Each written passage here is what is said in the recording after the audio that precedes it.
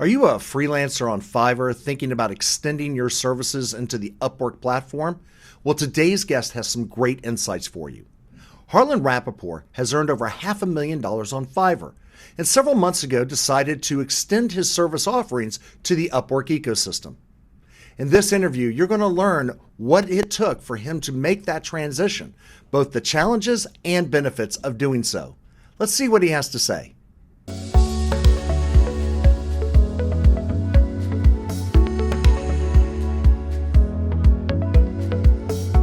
Harlan, thank you so much for being on the show today. Really appreciate it. Thank you, Sean. I appreciate you having me. So the way that Harlan and I interacted was first on Twitter, actually. You're known as the Fiverr guy on Twitter. In fact, you've done incredibly well on that platform. And when I was following you on Twitter, I saw that you had just made the switch over to Upwork. And so I reached out to you and said, hey, love to talk to you about it, because I don't hear a lot of people sharing the story of going from a successful Fiverr environment to the Upwork environment. So let's start with a little background. How'd you get into Fiverr? How'd you get into this whole freelancing thing? Yeah, absolutely. So first off, I wouldn't call it exactly a switch to Upwork, more like an addendum to my scope of where I work. So Fiverr and Upwork at the same time. But yeah, a little background about me and how I got started in the freelance world. It goes back to when I was in college in between my sophomore and junior year summer, when I was working for my neighbor who actually ran a tattoo supply company. And it was just him and me and my brother in his basement, packing up boxes and sending out tattoo supplies across the country. So my brother handled the packaging, and I was always interested in, the internet and digital marketing and e-commerce, and I expressed that to Craig, who was the owner of the company, and he kind of gave me a ton of flexibility and said, go figure out my marketing, go figure out my emails, just I don't know what to do, so you go and handle it. And so I did, and so I was in college clicking a bunch of buttons, and I kind of stumbled across the world of digital marketing and email marketing, and I really enjoyed it and had a lot of success with it for Craig. And I kind of thought to myself after that summer, hey, if I can do this for a tattoo supply company, why not for any other company? Maybe I can offer this as a service. And so I kept that thought in my head for about 4 years. Didn't take any action on it. And then one day I was kind of sitting around in the midst of, peak COVID 2020. And I was like, hey, I got absolutely nothing to do. I might as well, see if I can actually offer these email marketing services. And so I made a $5 Fiverr gig. It looked terrible. I didn't really know how to actually offer the service I was selling. And I just threw it up there. Didn't think anything of it. Didn't think I was going to really get any traction, make any money. I was more just like bored and clicking around on my computer, which is honestly how most of my days go these days. And so about a month after I put up that gig, I started getting, one or two messages a day, and I started talking to people, and people were placing $5 orders, $10 orders, $15 orders. And I just kept rolling with it. People kept messaging. I kept responding, selling my packages. And then eventually I was like, hey, this is kind of a lot of work. Maybe I should double my prices, and maybe I should double them again. And it literally just went from that little $5, $15, $20 gig to, what it is today, where I think I've crossed, over 550,000 on the platform, do about 300 orders a month. And have very consistent stream of people coming to me and looking for email marketing services. Wow. That is actually very, very impressive. And I think it's interesting to me because Fiverr, I think, has a very different market position than Upwork does. So let's kind of walk through that mindset of extending your channel. Obviously, you still have a very successful Fiverr profile. You're getting lots of people in. And I would think, though, that the clientele are a little bit different than what you're seeing on Upwork. So let's first talk about that transition. Why did you decide to extend your a range of channels, let's call them channels, to the Upwork environment? What was kind of the driving factor of that to start with? Yeah, I think that just came out of two main things, right? One, a desire to kind of scale, and I had to figure out whether that was going to be either within Fiverr itself or outside of Fiverr. Obviously, I have a very reputable profile on Fiverr, and I wouldn't say I've necessarily experienced the peak of scalability on the platform. But, it has been a few years where I've been, seeing kind of the same amount of orders per month, seeing, relatively consistent impressions and clicks on my services. And so really, I think if I wanted to scale on Fiverr, the best option would be to offer completely new services to tap into a new side of the market on Fiverr, which I have considered and actually started doing. But on the other hand, I still have this core service, which, I'm proficient at and have it pretty well systemized. And so, when I was giving it thought, it kind of made sense that I should take that service and kind of offer it everywhere else. And that would be the quickest way to scale. And so that's kind of the path I chose to take. And that is what ultimately kind of landed me on Upwork. Yeah, I think that's very smart because you're right. You either create up whole new services, which there's a case for making on that type of expansion, or you just find new channels out there for existing services. All right, so you came into Upwork. I follow you on Twitter. I encourage everyone to follow you on Twitter. You've had some interesting experiences between the two platforms. That's what I really want to hear the most about, because I think, from an interface perspective, from the type of clients that you're interacting with, I think that difference it's not like Fiverr and Upwork are the same system. They are almost completely different, even though you were selling the same services. So what it's been like so far for you? Yeah. So I would say they're very different platforms, very different services, and pretty different clientele. So, I mean, just starting with the type of clients, obviously, Fiverr is very much gig-based work, right? So somebody has a very specific project that they need help with, and you offer a very specific service. Client buys service, chooses a package, a variation of that service. I receive the order, I deliver that service, packaged up, and they're done. And if they want more, they rinse and repeat that process. So it's very much gig-based. Clients are looking for a very specific piece of work, and I'm able to kind of, and I obviously dictate the work, right? Because I'm the one putting together the gig and the package. So client comes to me, they place an order, I fulfill that order, and then our interaction is done until they need another order.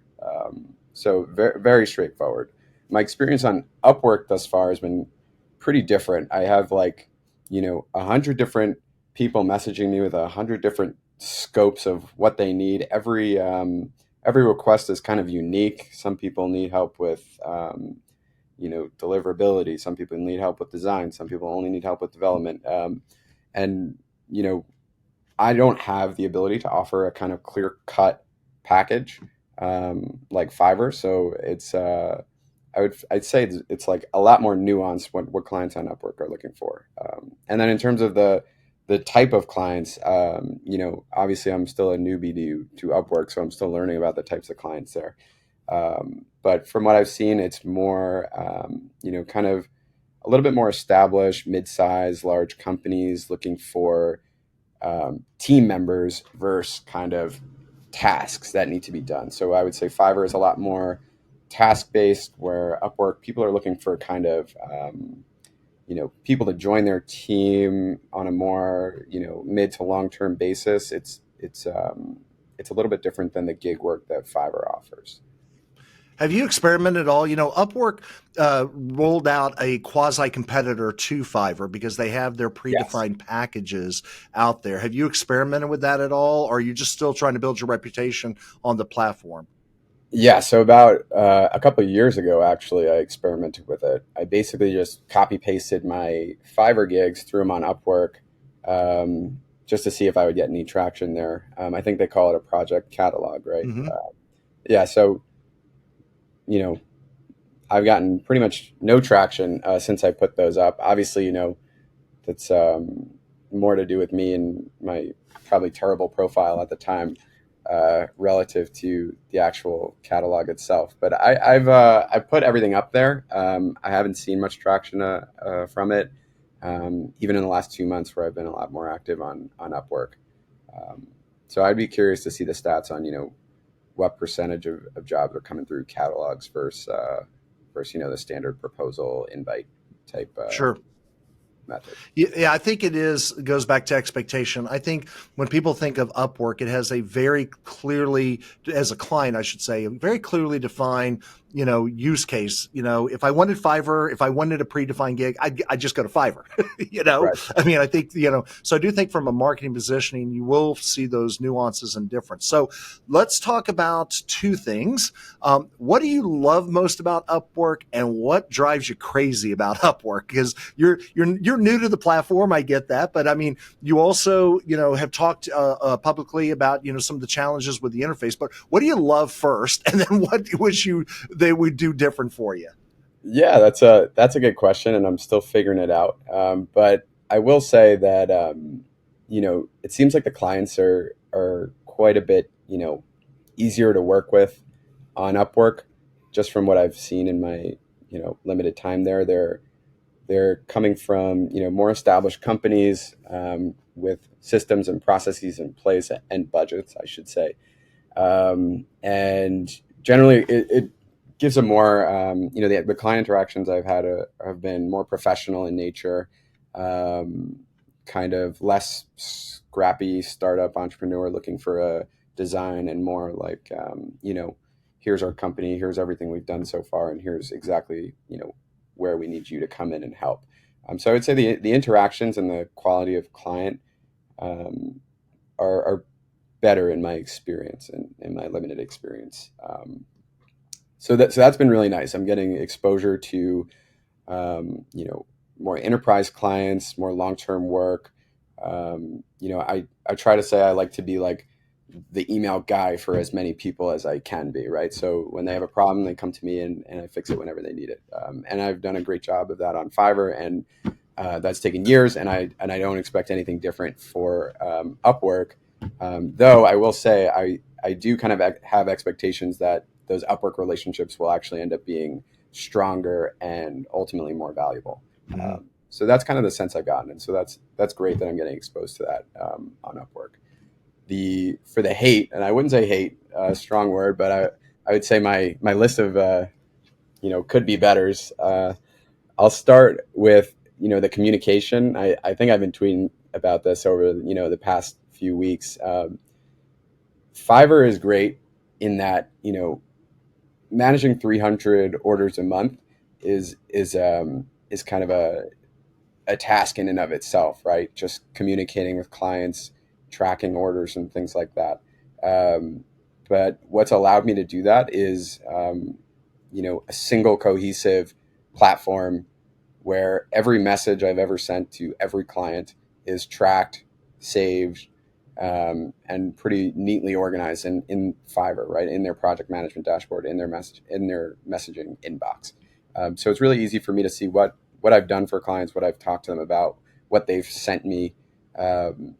It's all easily trackable and easy to manage. Albeit I have a team now who helps me with it, just given the volume, and they're amazing. Shout out to 𝗏𝗏𝗏. But having everything in one single platform has made it really easy for me to scale within Fiverr. Upwork, on the other hand, I'm new to it. I've only been on there for 2-3 months, but right now I think I have 20 or something contracts going, which is great. But the communication is absolutely all over the place. I've got clients who are texting me and calling me all hours of the day. I've got clients who only want to communicate over Gmail. I got clients who only want to communicate over Slack. Nobody seems to want to communicate over Upwork for some reason, ironically. but even within Upwork itself, I have one conversation from when they initially reached out, and then it starts a new conversation when I send over a contract. And then one time I sent over a contract, but they also sent over an offer at the same time. So there's 3 different conversations going, and I'm just like, what the hell is going on here?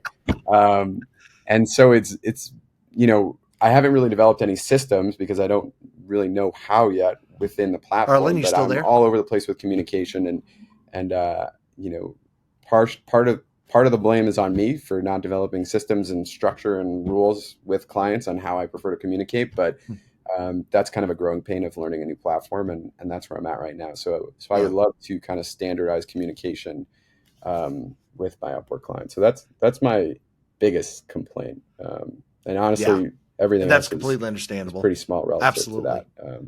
Though we could talk about connects too. 100%. It's not so much a complaint, Harlan, but they're pretty expensive, right? You're paying $1.50 to $3 just to have a proposal sent.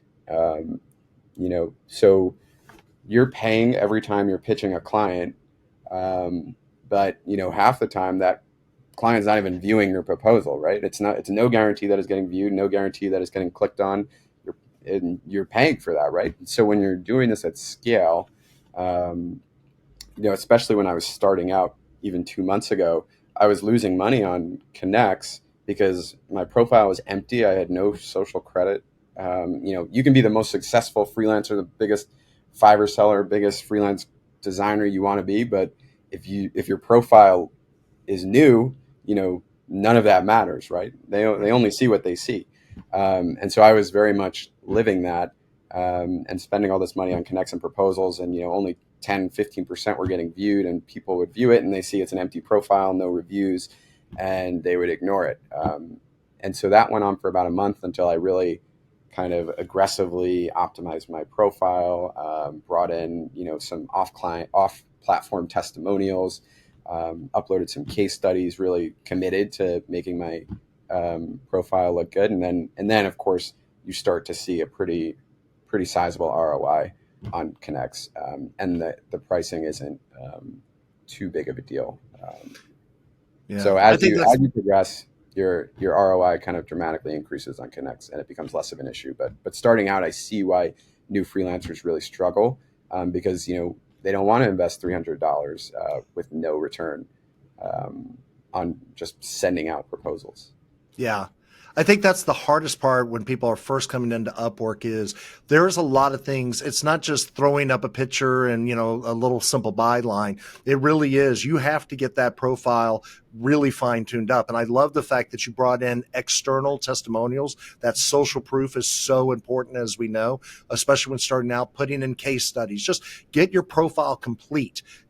Completeness, I think, is something that too many times we don't spend enough work on. Do we have the video? Is this my summary or my overview? Is it really compelling enough? And then just portfolio item, case study, testimonial. Here's my, anything and everything. Just spend time on that page. And it's not easy in the sense that it's not you're going to spend like 30 minutes and done. It's going to take a little work, but as you pointed out, it really does pay off, because then you can start to attract people. They see that you're a little bit more legitimate, and then on top of which, we know as a strategy, taking smaller jobs up front, maybe much smaller than you normally would take, just to get those 5-star reviews so that your job success score goes up, that you're a rising talent. I mean, these build up. And then the benefit of it, of course, is you're getting more people opening your cover letter proposals. You're able to charge more because you've got Yep. more, street cred on the Upwork environment. I mean, all of these are a flywheel effect over time. And I think that's the biggest challenge of Upwork. And so your journey so far has been hugely insightful, because you have gone from a very successful platform for you to a brand new channel with its own rules, with its own customers. And you're basically taking the same services, just charging a little bit different and tailoring them a little bit different to the audience. But you hadn't had to revamp your entire business because of it. Absolutely, yeah. Fulfillment has been, mostly exactly the same, and so you're exactly right. I basically just picked up exactly what I was doing on Fiverr and just plopped it onto Upwork. But of course, the real challenge is building that reputation on Upwork. It's right. not, you know, I know I can provide the service and do a great job. That's not what I'm worried about, right? What I'm worried about is people actually believing that. And in order for them to believe it, you need that good profile, right? That's right. And it's very much a virtuous cycle, right? Because when I got my first 2 clients on Upwork, albeit, you know, I was charging 10% of what I do on Fiverr. I was just as giddy as when I, you know, got my first few Fiverr orders a couple of years ago. I didn't really care what the price was because I knew the value of those reviews and knew that, you know, someone just taking a chance on me was going to be a huge step for my profile.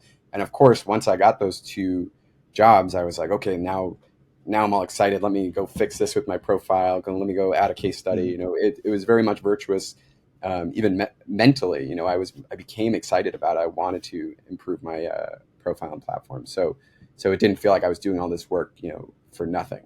That's right.